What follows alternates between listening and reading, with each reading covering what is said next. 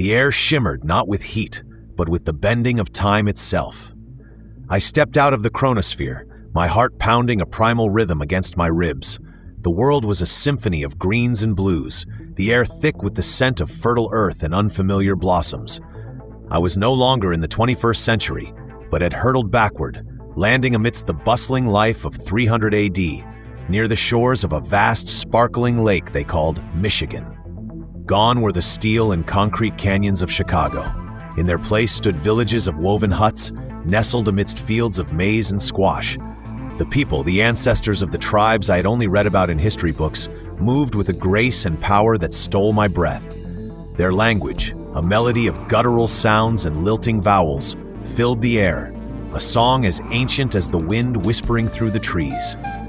I approached cautiously, hands raised in a gesture of peace. A young woman, her eyes the color of a twilight sky, stepped forward. Her touch was gentle as she took my hand, her gaze filled with curiosity, not fear. I was led to a fire crackling with life, the flames dancing in the eyes of the tribe gathered around. Though we could not understand each other's words, the language of human connection transcended time. They shared their food, simple yet bursting with the flavors of the earth. They showed me their tools, crafted with skill and reverence from the bones of animals and the stones of the riverbed.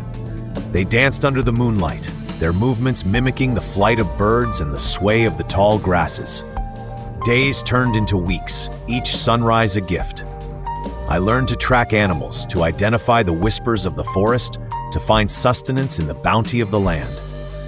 The people, they called themselves the Council of Three Fires, a union of the Ojibwe, Odawa, and Potawatomi. They were strong, resilient, deeply connected to the rhythm of the earth.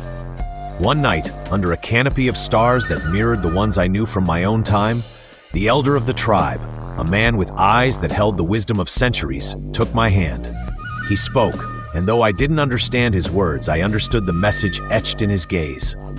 It was time for me to return.